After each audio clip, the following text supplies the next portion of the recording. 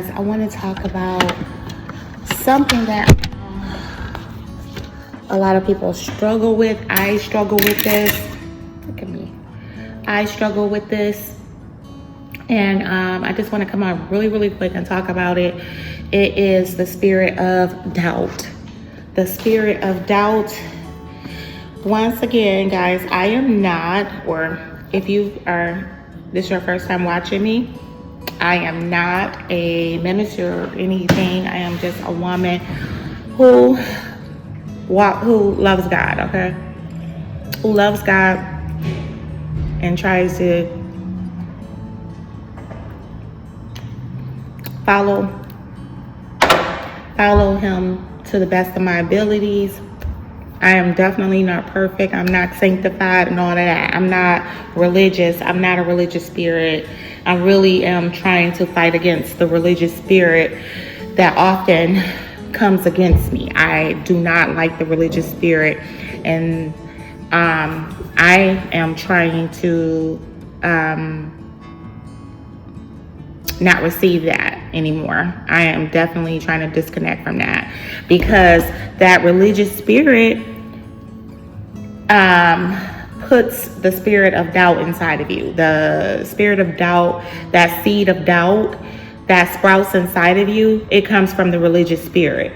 And it comes from trying to be a perfectionist, trying to be perfect in God, looking down upon others, making other people feel that they are less qualified or less, God favors them more than they favor you or whatever.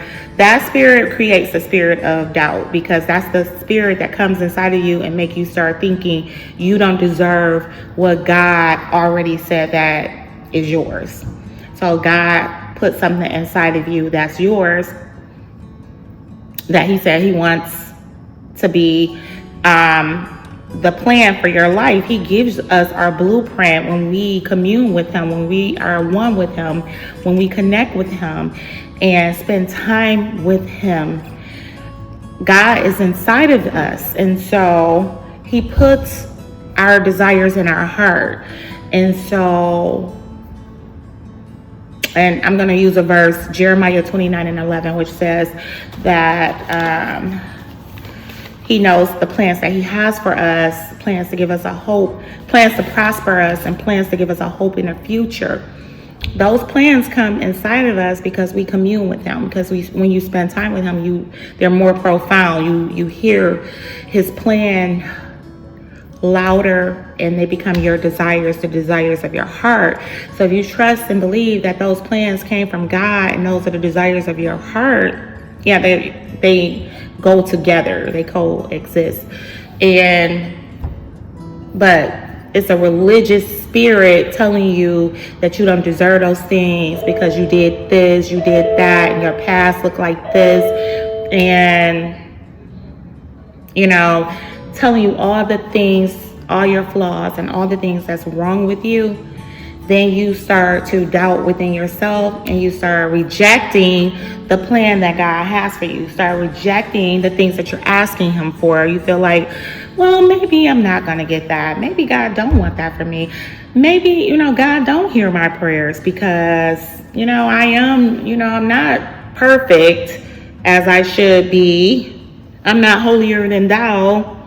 Like my friend over here who's married, and she's married and she got everything. It looks like her life is perfect, so she doesn't sin, but she also talks about people, but she thinks she doesn't sin. And, so you get that spirit within you, and you start doubting your blessings that God told you he's going to give you, that God put inside of you. You ask for these things, and he's going to give you those things at the designated time. Everything has a time for that to come to pass. But you doubt it. So the spirit, it's a seed. The spirit of doubt plants a seed inside of you. And it, just like a seed of, any type of seed, it sprouts, it grows, and it, so if you are planting a seed of doubt, it's going to expand inside of you, and you're going to reject your blessing. You're going to stop asking for whatever it is. You're going to feel like, because I'm not going to ask for that. God don't want me to have that. Yeah. And so guess what? God is like, okay, I'm about to hold back on this because you don't think I'm going to give it to you anyway. So I'm going to hold off on this until you come around and see that this is what I want for you. And so it's some verses that support that. One verse is, well, therefore I tell you, whatever you ask for in prayer, believe that you have received it and it will be yours. Believe that you receive. You have to believe that you're going to receive it. Jesus told us to do that. He gave us that authority. He didn't say, you could believe this only if you don't do this, only if you live this, Yeah, he does give us the way to live. He gave us what we're supposed to do, how to be holy with God, but not holier than thou as well. And he does not put conditions on this. He said, once you believe that you are going to have this, it will be yours. You're going to receive it. So why would you go back and say, no, I don't think so? You got to ask to receive. If you don't ask, closed mouths don't get paid. And so if you don't ask God for things, you won't receive it. And some things require us to ask more than one time, because God wants to know, how bad do you really want this desire that I put inside your heart? He likes to test our faith. He has dates for things. He doesn't have everything. You don't get everything right like this. Some things happen with time. And so, but the core thing that you have to have is faith that is going to come to pass. It's going to happen. You're going to have your blessing. And usually, most of the time, it happens like this. It's suddenly. It's just, God moves so spontaneously, and you just don't know his hand. He plants those seeds inside of us that he wants us to bring to life inside of us, or for us through faith. So I said all of that to say, cancel the spirit of doubt. So when I'm saying these things, I'm talking to myself, because I had to do this myself, because I wasn't seeing what I wanted to see fast enough. So I started doubting my God. I started doubting, like, God, I heard you say these things to me, but it's not looking like that's true. And it's looking like it's just me maybe wanting something you don't want from me. And then, so I had to pray and ask God to put me back into alignment with him. And when he put me back into alignment, that's when he started speaking to me about the spirit of doubt, that I accept too much doubt. I doubt too much. Like, I want these things, but I also take in the seed of doubt. I swallow the seed of doubt, and it sprouts. And I notice that when it sprouts, it takes me out of alignment. It takes me out of his plan. It takes me out of, and the reason why I know it takes me out of his plan and out of alignment is because I'm not happy anymore. I'm angry, I'm bitter, and I'm feeling all the things that's not God, that's not of God. God is love. God is joy. God is happiness. God is peace. God is strength. Like, all the things, all the good things, they come from God. And so if you're feeling ugly and icky, that's not God. That's not him. So I'm feeling all the things I knew they were not of him. I'm having all types of anxiety. I was having anxiety, having scary, like, anxious thoughts, like, not scary thoughts, but accepting things that's not reality.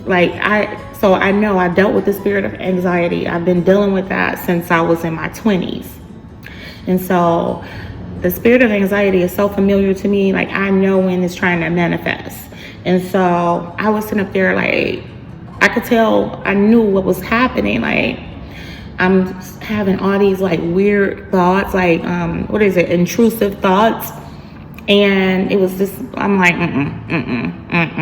I know, like, I know where, and then I knew where it was coming from when I prayed and asked God to put me back into alignment. And I started knowing, oh, that was this, because I put doubt inside of me. It was just making everything look ugly for me and making me feel ugly inside. That's another thing. It makes me feel ugly. Like, I look at myself and I see something ugly looking back at me. I'm like, nobody is ever going to want me looking like this. And it just take my spirit all over the place. And so, yeah. The spirit of doubt. So I said, no more receiving doubt. This is my bottom line. And if you are struggling with the spirit of doubt, this is what you need to do. Kick the seed of doubt out of your body, out of your spirit. And then don't receive it anymore. Don't receive it from nobody. Nobody has the power to make you doubt what God told you to have. Nobody has that power. God gave you the authority. It's written. That's the authority. Whatever is written is the authority that God has given you. He told you that you can claim these things. He told you that he lives inside of you. He told you that he made plans for your life. And nobody can take those plans from you but you, if you allow the spirit of doubt to take them from you. If doubt lives inside of you, everything that God is giving you, it goes away. Because how can it live? How can it manifest when you're doubting? When you're saying it's not going to happen?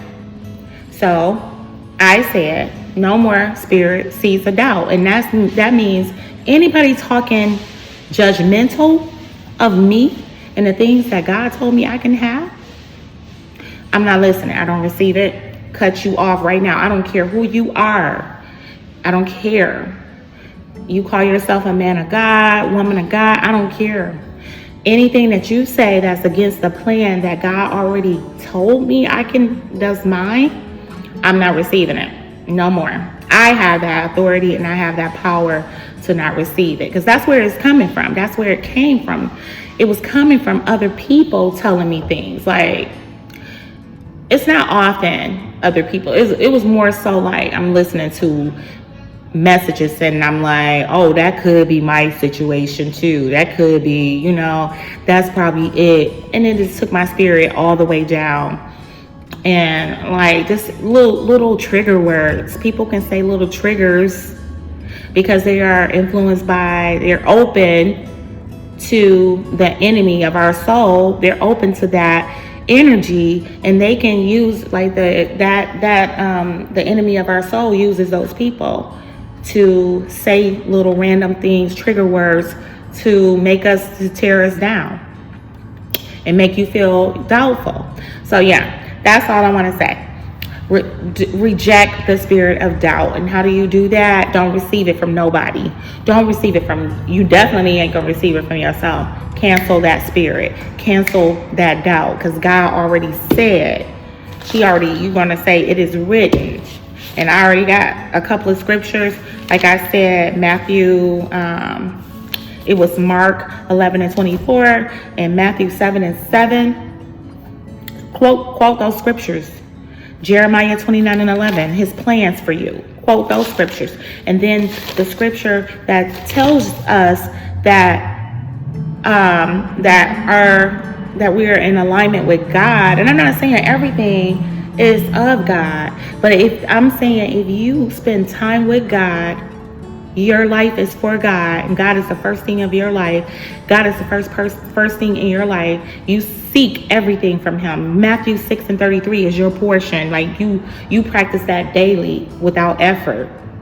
Matthew 6:33, which you seek first his kingdom and his righteousness, and all the things that you need and ask for should be added unto you. If you're doing that, then it's no question that what God has inside of you is yours. 1 John 5:14-15, this is the confidence that we have in approaching God, that if we ask anything according to his will, he hears us. According to his will, it's his will, because you know what's inside of you is his will because you spend time with him. He's going to tell you, he's not going to allow something to live inside of you that is not his will. He's just not.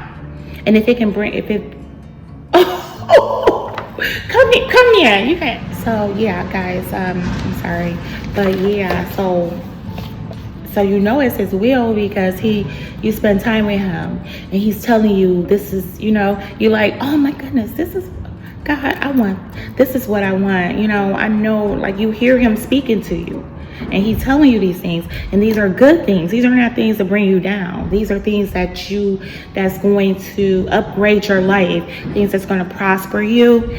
Those are of God. I don't care how big it is, how hard you think it could be, it's yours. And then he hears us, and if we know that he hears us, whatever we ask, we know that we have what we ask of him. We know that we have it because it's his. It's what he wants you to have, and you just got to bring it to pass in faith, by faith. And that verse right there was 1 John 5:14-15. So yeah, we're not going to receive doubt no more. No more doubt. No more. Anybody that's talking doubt to you, cancel them. Don't receive it. Somebody saying you don't deserve that life because you know what, you living a life of sin, you're doing that. You, first of all, you trying to do better in life. You trying to get to a point where you don't have to worry about certain, like, you should be trying to do better because you're seeking first his kingdom and his righteousness. So you are trying to do okay. So yeah, guys, yeah. So if you receive,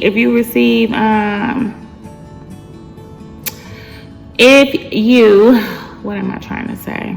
Somebody just threw me off. See, that's what I'm talking about. Any negativity, shut that down. Like, automatically shut it down, because it's not good for you. It's just not going to be good to you. It's not going to be good for you. It's just going to make you, take your energy. You're going to have low level thinking. And then there's the seed of doubt sprouting in you, causing anxiety, anger, all of those negative things that's not of God. Anything that's a feeling that's not of God, you got to get rid of it. You got to get to the root of it. And the root of it usually is doubt. So yeah, that's all I wanted to talk about today. I'm going to post this. I wasn't going to vlog today, but I'm going to post this because this is important. And whoever receives it, receives it. And who doesn't receive it, doesn't receive it, And I just pray that it does help somebody, because it's helping me even speaking about it. Like, when you speak about things, you're putting it in the atmosphere. So it helps. It helps you. It penetrates in your spirit and in your soul. So yeah, guys, I got to get to work. I got to get back to my work, and have a blessed day. And cancel the spirit of doubt. Cancel anybody who's judging you. Cancel them. Don't give them. Mute them. Because you have that power. You have the authority to receive it or to dismiss it. And you are in the authority of you. God, and then you. And you receive what you want in your spirit. You choose that and you stick with it and see where it brings you. Have a blessed day.